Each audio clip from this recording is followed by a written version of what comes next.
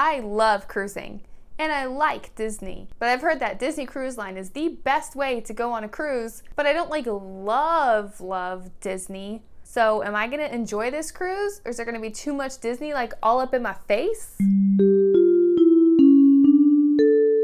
Welcome back, Disney Cruisers. If you're a part of the family already, give me a like down below so I know that you're here. If I haven't met you yet, my name's Ashley. I'm so glad that you found us and can join this family. Please subscribe to this channel, especially if you are planning your Disney cruise vacation or you just love Disney cruising. I post videos all the time, so make sure that you subscribe so you get notified every single time I post a video. So I hear and read and see a lot about this topic that I want to address with you today. And the topic is, are Disney cruises too much Disney? Like, am I going to go on this cruise and feel like it's not an adult cruise, it was made for 3-year-olds?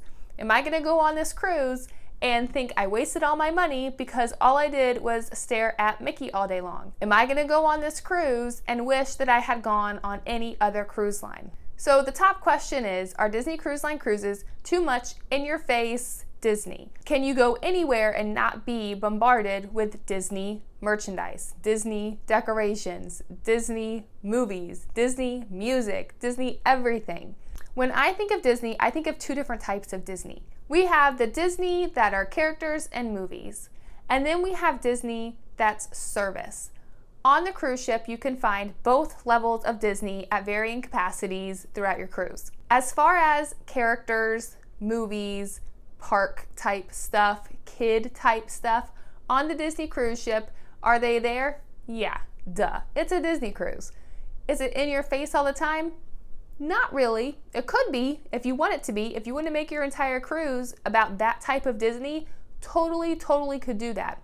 If you want to make that not your type of cruise, if you want to act like you don't even see anything Disney, you can pretty much do that fairly well. Now on Funnel Vision on deck and in the movie theater, are you going to see movies that aren't Disney? No, they are all Disney movies.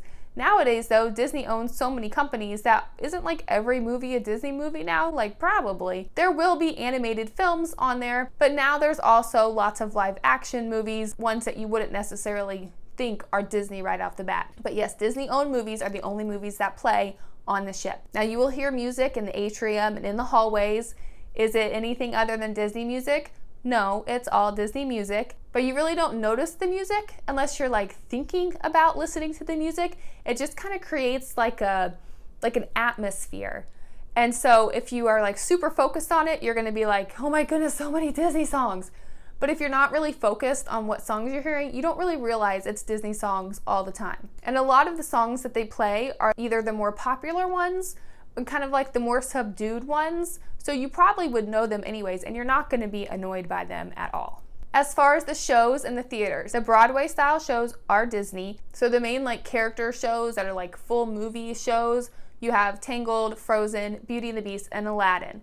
On other nights, they do shows that are kind of like compilation Disney shows. So they're shows that have their own storyline, but then they have a lot of Disney characters in it. I'm telling you, even if you think that sounds awful, it's not. The singers that they have, the performers, the dancers, everything that goes into these shows is spectacular. When you leave, you're not going to be sitting there saying, oh, too much Disney, that was a kid's show, so lame. You're going to be talking about how talented the cast is that put on that production. Seriously. On other nights, when they don't have a big show production, they have variety acts that come in. A lot of their favorites that they have on there are jugglers, hypnotists, magicians, illusionists, that sort of thing. We saw an a cappella group one time. They were like the bomb. But anyways, those shows aren't really Disney focused at all. The a cappella group we heard did sing like one of their little 5-minute song segments was a compilation of Disney songs, but that was it. All the other things that you see are not really Disney focused. So if you wanted to see only Disney shows, you could. If you wanted to go to the shows and not even have a hint of a character or a Disney song, you could if you wanted. Just realize that you're going to have to be looking at your navigator and picking and choosing what you want to do based on if you want all Disney or no Disney or middle Disney. But now let's focus on staterooms and the main dining rooms. Your staterooms, as far as like character kiddish Disney stuff, No, not really. I mean, you might find like a Mickey head on a blanket. There might be like a Mickey in one of the pictures, but most of the pictures are more nautical and ship-based. Of course, you'll find like the Mickey heads on your toiletries, but other than that, I mean, no, it's just a very nice, super nice stateroom. Very classic, beautiful, not anything like gaudy or too childish. The main dining rooms do have more of an element of Disney to them as far as the characters. Some on the classic ship are very immersive experiences where characters will actually come around to the tables. Other restaurants just have like a mosaic of a character on the wall. If you notice on the menus, a lot of the items on the menu will be so-and-so's something or other, like some character's entree or, you know, Cinderella's chocolate cake. That's not a thing though. So don't get excited you're gonna eat Cinderella's chocolate cake, because that doesn't exist. But that's kind of how they tie in the Disney thing to the main dining rooms, is through the menu, and then some of them are way more immersive. But you can kind of figure it out, like Rapunzel's royal table, probably gonna have a lot of Rapunzel in it, and it does. Enchanted Garden doesn't really scream anything Disney character-wise, and it isn't. The last thing in this section I want to mention are the activities.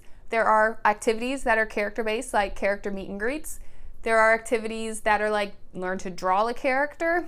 There are also other activities like mixology groups and bingo and Art of the Theme Show tour, where you're just simply focused on the design of the ship. So once again, there are heavily focused Disney character activities, and then there are ones that have nothing to do with Disney characters. So that's where I'm gonna stop for like the whole atmosphere of Disney characters on the cruise ship. So as you can see, you can make your cruise way character-based or way not character-based. And if you're an adult and you want to stay in the adult section the whole time, you can't see funnel vision. The music changes. It's not even like the Disney music. Sometimes they even have live performers there. It's way different. So if you want to close yourself off into the little adult-only bubble, you'll be just fine if you don't want to have Disney in your face. I love Disney. I think the ship atmosphere is balanced very well between childish Disney and just regular cruising.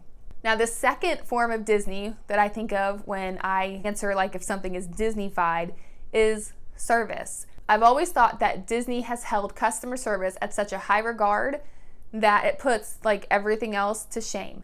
Now, I will say I feel like Disney World is slacking a little bit on the customer service level, but I will tell you I've only thought that ever since I started cruising, because the level of service on the Disney Cruise Line is what is like way above what I thought was already superb service that you found at the parks. The cruise line is Disney service 100% all the way, all the time. There's no cranky cast members. Everyone knows an answer to something. Everyone helps you. They're kind, they're friendly. They'll talk to you if you want to talk to them. If you don't want to talk to them, they won't talk to you and bother you.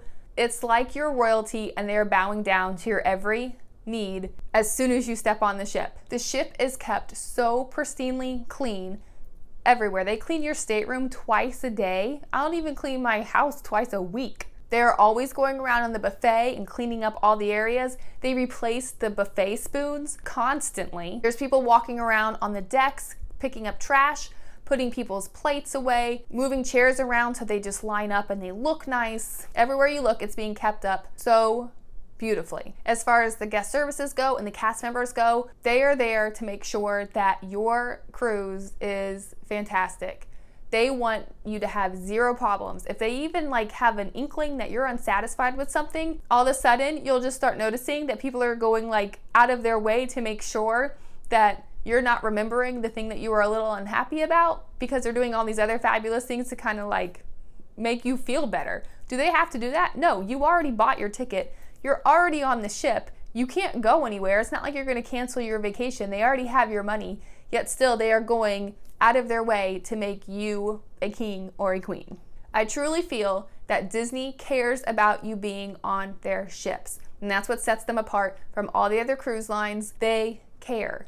They know that their reputation is one of the key reasons why people choose them for their vacations. So as far as are the Disney cruise lines too Disney in the service sense, no, they're not too Disney. They're the perfect right amount of Disney, because they can't get any better because they're the best. Even when you think that they can't get better. They outdo themselves and do something that you didn't even know was possible. I am sure that this is what Walt wanted when he was talking about his parks, that level of service. Let me know in the comments below. Do you think that Disney cruises are too much Disney? Are you hoping for a more Disney-esque cruise, or are you trying to lay low from all the Disney in your face stuff and just have a more classic cruising vacation?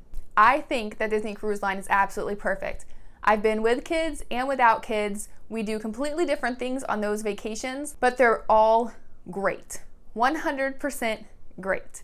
If you are not into Disney all that much, I still really think that you should try a Disney cruise just because the service is impeccable, top-notch. You can't get any better than it. The food is great. Your rooms are great. The shows are great.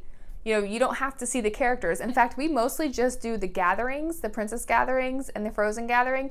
We don't even really stand in line and meet characters because you can see them when you're going by. I mean, you can't really get a picture or get an autograph, but that's enough. Like, that sets the mood. Is a Disney cruise too much Disney? No, it is the perfect amount of Disney all the way around, whether or not you want it in your face or you want to act like you don't even think Disney exists. It fits everyone's needs. Thanks for clicking on this video. I will see you in the next one. Bye, cruisers.